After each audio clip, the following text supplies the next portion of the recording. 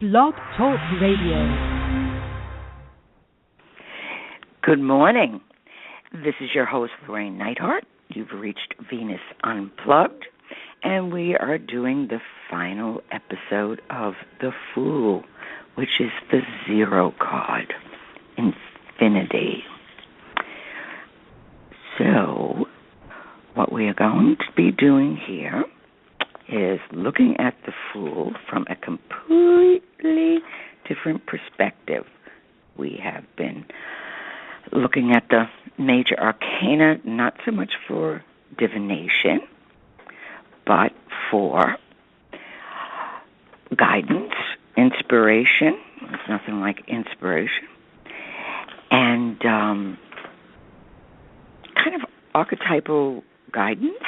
It is also, the tarot can be used in the Kabbalah because each tarot card is on a path in the Kabbalah. And it certainly is another image, format of individuation, the different stages that we go through. And with individuation, which means wholeness, it doesn't happen in any particular order. The beginning can be the end, and the end can be the beginning, and very much like the Fool. So, I found this wonderful quote, and it hit home. It hit the center of my heart, and it's what I'm trying to do here at the Venus Unplugged. So, I have come to drag you out of yourself and to take you into my heart. I have come to bring out the beauty you never knew you had and lift you like a prayer to the sky. That's Rumi. So I think that's a lovely way to start.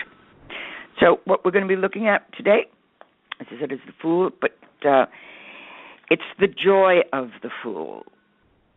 People can see, are always afraid of being foolish. Well, it's the safest place to be, because not a lot of people are going to bother you. They may make fun, but it just lets you know about, they can only speak of their limitation when they need to make someone a fool, have the courage that the Fool has to just be.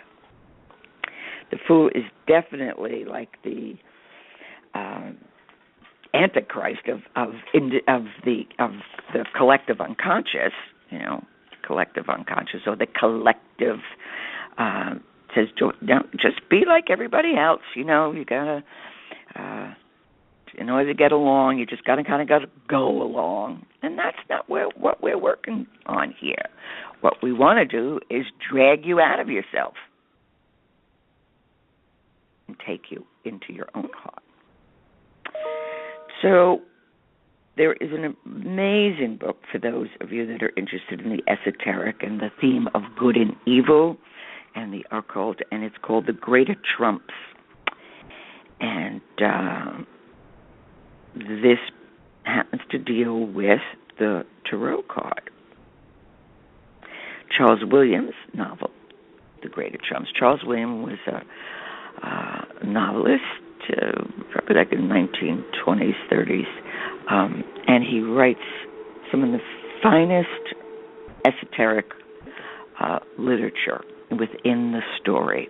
So this particular story, called The Greater Trumps, it's about the power of the gypsies, and there's a very specific little, they have a table set with this Fool on it, and it's all about the power of the archetypal spheres and the kind of person it takes to interpret. See, it's not just cards and images. These are living forces.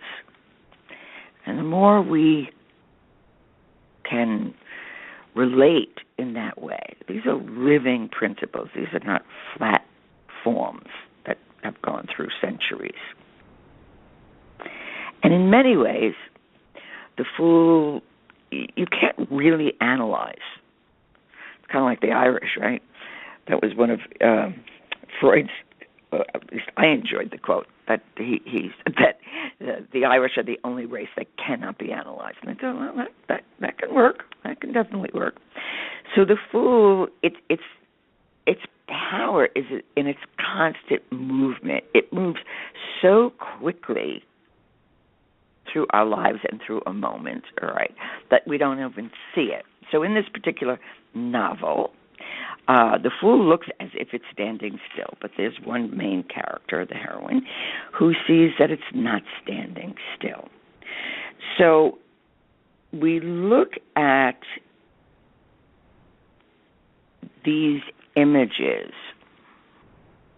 Now, you may just, you can look at one of the major arcana and you'll see a flower you never saw before, and then you associate. It's kind of like active imagination, where you associate and you see the flower, okay, and then you see the opposite, and then you start to work with this conversation. So you allow yourself to flow, and in some ways to be all over the place, but you're not. It's more poetic. And the Fool is, in many ways, it's inarticulate in most of us. But if we allow it meaning the image, to reveal itself, you'd be pretty amazed how smart you really are. So what each one of what this particular story is about, I'm just looking at my little quote here.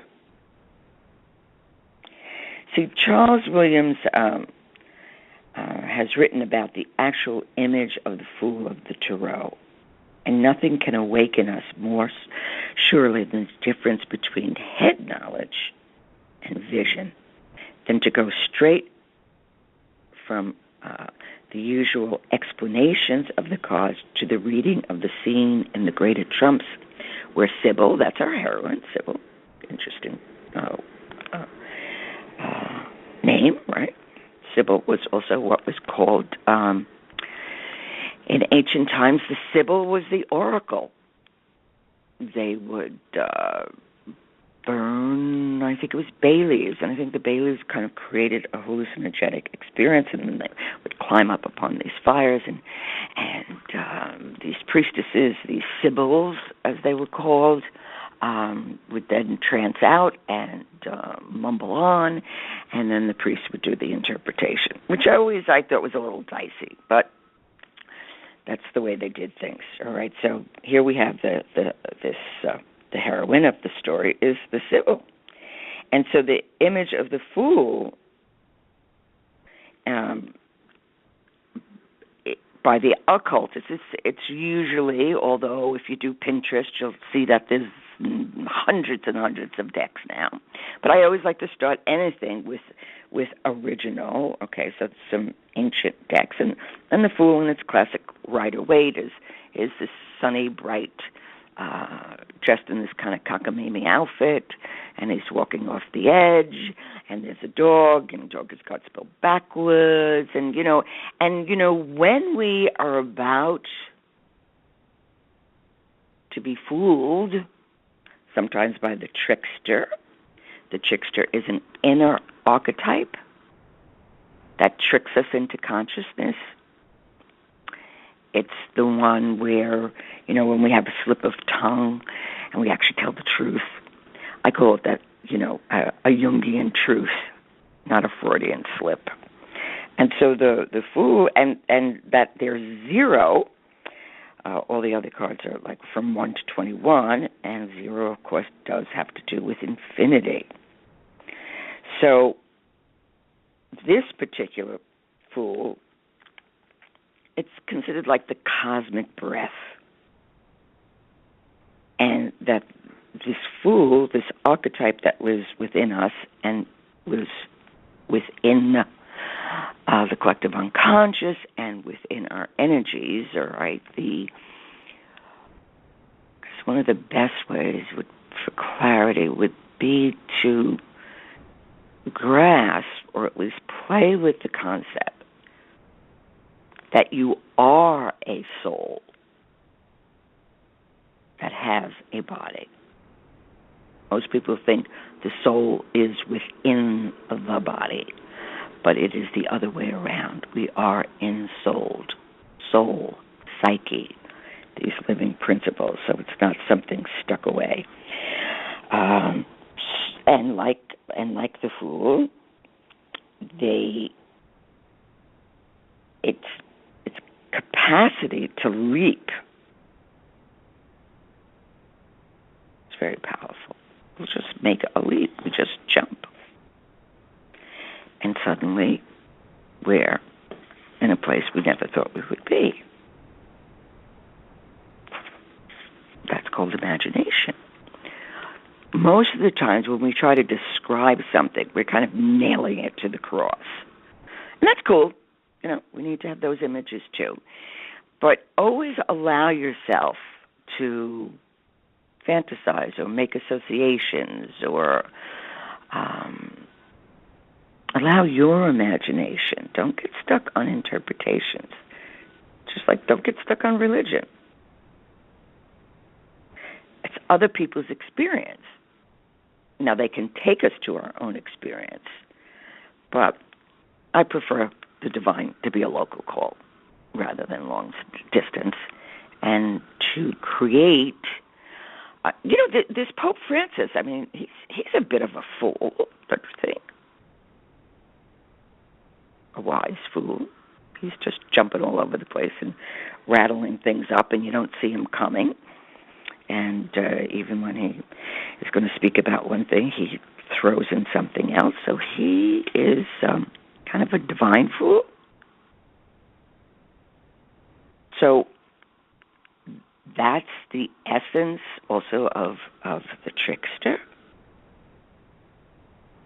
He's always dancing. He dances everywhere. In any place that's empty for him. Okay. And the dog, the little dog in the tarot card, dances with him. Sometimes it's a dog, sometimes it's a tiger, but it's this little animal. So when we see an animal, that's our instincts. The dog is a psychopomp into the underworld. The cat is a symbol of the feminine. So we look at it's very specific in terms of the guidance or the hint. It's a very solid hint, but we can go anywhere with the interpretation. So this Fool dances as it dances within us. We never know when it's going to come up. And although we may think that there's order and peace in our life, the world calls folly and being idiots or sheer madness. But only those who, like Sybil, the woman in the book, in the novel, have come to live from the center of order and peace and can see the Fool dance at all times and in all places. And this dance is the dance of the joy of the universe. So that's the essence. That's the feeling factor. So all joy is an idiot of sorts. It's an idiot joy. All love is idiot love in one form. Because, when we fall, we're foolish. Fool kind of takes over. And for anyone who's been fortunate enough to be destroyed, I suppose, in some ways, by love, it's such an enormous loss. Falling in love is a tremendous loss to the ego. And unfortunately, people try to get their ego back too quickly rather than allow the fall to occur and become completely renewed by this new energy. And the world says we're foolish, but it also says the whole world loves a fool and loves a lover. So we can afford at least a few minutes a day, right, to allow that lunatic, the lover, and the poet. They're all, it's all about imagination. And the lover and the poet knows lunacy, the dance of the fool. It is the essence of. It's also the fool. Because it's a zero. It's an infinity. It's past, present, and future at the same time. And it's easy for people to imagine that they can go to the past and remember what was dismembered, recall. But it's not always accurate. We remember what we remember. It's not always fact. You see, a fact is a fact. That's the end of the story. Once we get to the facts, there's no more story. But with imagination, there's endless story. And in that story is the language of symbolism. In the language of symbolism, that is the language of the poet. And the dream and myth-making and storytelling and art, it continues to tell us, in a sense, even Instagram, it's visual. So when we become the fool, we don't do anything for anyone anymore. We are just in this state of being. There's no need to teach. Yet, your every word and your movements are the teaching. When the fool is present in us or around us, no, you are in the process of transformation. And that fool within each of us, in each situation, is involved in this kind of chaotic movement that's so quick, it looks like it's standing still. In some ways, it's almost like a labyrinth. We're moving through chess game, checkers. The fool is the being that finds folly. And it is known to be sovereign, or it is nothing. So it's all these opposites that are happening within the same moment. When we see the fool, who is the court jester, right?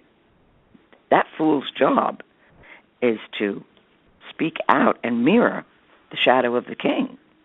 And only the fool is allowed to do that. So it's kind of rapping in the 14th century, right? It tells this story, and the fool is the only one who can tell the king about its faux pas or about the shadow or mirroring. The fool is also the mirror of what goes into, in a sense, who we think we are. The ego kind of puts like a nice little mask on it. And the fool just takes that all apart. And it has this depth and it has this beauty. And it has a way, it has a power to awaken a response when you see the fool.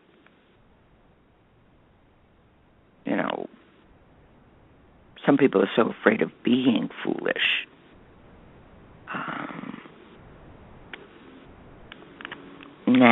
That's the ego. Don't worry about being foolish. Or what I'm just feeling here is like, when you're trying to formulate a question, you're looking at something, and you have a question, but you don't know what that question is, and then you get self-conscious because especially if you're in a classroom or group situation of how am I going to ask this? Because to formulate a question is powerful, because the answer doesn't matter. The question is really the important thing. So the Fool can bring that up. It can bring up our capacity to create. See, because it's living. And so the living principle wants to be born. It's like when we use words, and very often use them incorrectly. And then when we go and look them up in a dictionary of etymology, we see its root cause, its root meaning, and it's like, that's where that comes from. That's what that means. And part of, consciousness and love and beauty and the inner world and the outer world is also becoming more cultured. Reading the classics or history or things that are just not according to the history books, because that's, whoever won, that's how the history books. I used to be really in school excellent with history, but what the teacher didn't know was I was doing it according to fashion. I could remember anything because I could remember the outfits, and so once I got the outfit, I was in. So that's kind of like a foolish thing, right? But it worked. I really understood it because that's what gave me delight. It's like, wow, look at that. And we can, the actual Fool, like let's say the court fool, more often simply is, it's like a privileged wit. Also in Dangerous Beauties, which of course is my all-time favorite film, all right, it's about a courtesan, Veronica Franco. It's actually a true story. And she could jump into the Fool because she had such a brilliant wit, and she was a poet. And for anyone who has not seen this film, rent it. It's fantastic. It's all about love and beauty, and as I said, it's a true story. I got so into the film that I actually read the PhD that the film was based on. So the Fool has this kind of divine insanity, but it comes out in a very simple way. And the ancients would see this as holy. So, also, I guess that would fit too. If you were struck by lightning, you were considered a semi-god. Now, of course, you were also an idiot. Many people just, never came back to any type of consciousness, but you were considered a semi-god, and you were God's fool. And so the village people, the townspeople protected you. Very often in today's world, when someone is walking around and they're, just spouting out what seems like madness, don't just walk by. Listen to what they're saying. These people are carrying an essence of the Fool. These borderline people sense what's going on in the collective unconscious, and they hint. Now, we don't take it literally, but we start understanding, wait a second, they're right. They may be crazy, but that doesn't mean that they're stupid. So, that's what, street people, that's the role they play in the culture. Very important role. Because they see. in many ways deeper than we could ever see. And they also see the lie of, so much of the culture that's really can make people pretty crazy. Another fool is in Don Quixote. He's a fool.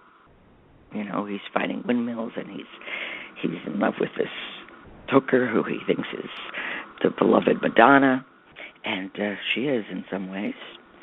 So in literature, you see all these fabulous fools. So it's the fool within us. It comes first, because it's transcending all categories of reason, and that miracles happen in our own lives. When we're making frantic efforts to get rid of some inner pain or conflict, or we want to give it to a doctor, we want to give it away. No, hold on to it a little bit. We want the relief, but we forget all about the fool and his joy. And so the fool kind of jumps into empty spaces, right? So we've all had moments that we thought in the moment was humiliation, where nobody's saying anything, we'll say something, and then you'll torture yourself for 3 days, like, oh, God, why did I say that? Why did I say that? And only to realize that was the icebreaker, or that was the thing that everybody was thinking, but nobody said it, and you got, unconsciously pinned or pinged or whatever it is to say the Jungian truth symbolically. And the laughter that it brings, it's a form of joy, just like in the myth of Eros and Psyche. After everything she goes through, she gives birth to a baby girl named Joy. And we can all give birth to that whenever we want. So to feel that joy, to feel that folly, and that's also something that happens with age. Up to about 40, we're pretty much in service to the ego, because we've got to work, we need to have a career, and we're kind of defining. But then, as you go through your middle passage and start going into your second adulthood, it's like, fuck it, okay. I personally didn't have that issue. I guess I was just, the seventh child. You get to be a fool. But I always loved to laugh. And that's one of the best ways to tell the truth, is to see it in the folly, and to see how I don't like that humor, that self-effacing humor. I don't find that funny. But the sheer joy of our foolishness as human beings, that's fun. Because we all know, not cool, totally not cool, but that's who we are. So in this week, take out your tarot cards, or, have somebody, as I said, buy a set for you, and start really looking at that fool and allowing yourself to be the fool, and allowing yourself to dress in some funky, dunky way that really makes you happy. Because we're all part of the divine plan, and that's part of the beauty. The beauty that is you, it's of no consequence what anybody else thinks of you. It's of no consequence